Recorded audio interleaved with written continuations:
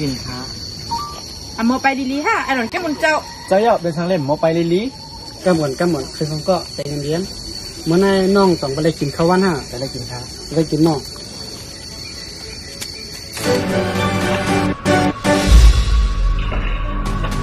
เก็บมะม่วงอะไรขึ้นมาก็ไม่เก็บมะม่วงอะไรขึ้นมาให้กินมันหมดก็เลยปันไม่เงินแท้มันติดเก็บเต้มันติดเก็บเต้นั่นตัวมันติดเก็บเต้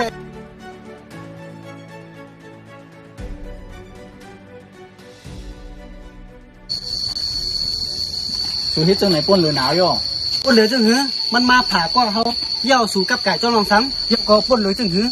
ไม่ผ่านห้ามันไก่ก็ยังปันเงินมันกินข้าวอยู่จังไหนเขาห้องว่าก้นมีเม็ดตากล้วยพวกเขายอมตั้งพิษรู้ได้ฮิตจังไหนก็ได้ลาโตเขาดีๆแหละท่านผู้ห้าเสือใต้ก็ก่อนได้พื้นกาหือที่ทำเป็นสังฆะทำแค่มีลองพึ่งยุงมันเป็นสังลองสู้ยงอย่าไปโก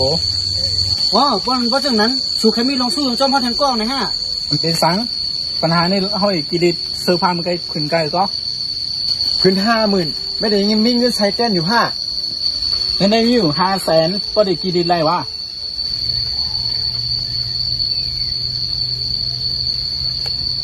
โอเคดีอะว่ามันจังไหนเขาก็มีลองตั้งเด็กกะจุ๊บบอลเล่งใหญ่เขามีเขายำกะจุ๊มเขาคือจุ่มสวมไปเลยย่อมตั้งพิธีเขาสุดดีกว่าง่ายๆจังไหนอ่ะย่าบ่หอมย้อนน้ำพิธีเขาย่ามันได้เป็นเจ้าเหรอพอสุ่มย่อมตั้งพิธีเขาสู่อย่าว่นว่าเตียวออกกว่าตีเนได้ง่ายๆลามาจังไหนไม่ใครมาเด็กเดี๋ยวเขาไหนเขาแน่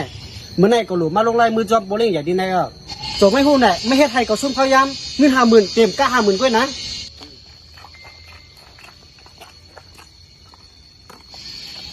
พอเล่งค่ะไทยคาและตั้งบีพรเป็นก้นกอจัดการลองเขาจะในอันดีค่ะฮะใจเย้าค่ะฮะอย่าว่นนะว่าเขาเป็นสู้วนว่าเขาเป็นไพล่ะสุบินบอลเล่งตีเขาเตี๋ยมาผมนากันนะคะฮะบอลเล่งข้าวข้อมันอินท่านนะข้อมันอินข้าวบอลเล่งค่ะข้องมันอินค่ะต้นดีสู่เลยและย่อมพิษมันจะเข้าเป็นเขาอ๋อน้องลองลูกสมุนในตีเดฮับบนพันนะกี่ย้อนน้ำพิษนะน้องนะ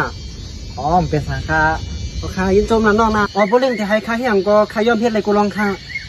ดีป้อนนั้นมูผูกมาสู่3ก็มาปัดไหวไม่แต้นเขาโอเคปัญหาเมื่อได้สุดเซงกันมูผูกอย่าลืมความลายตัวเยากัน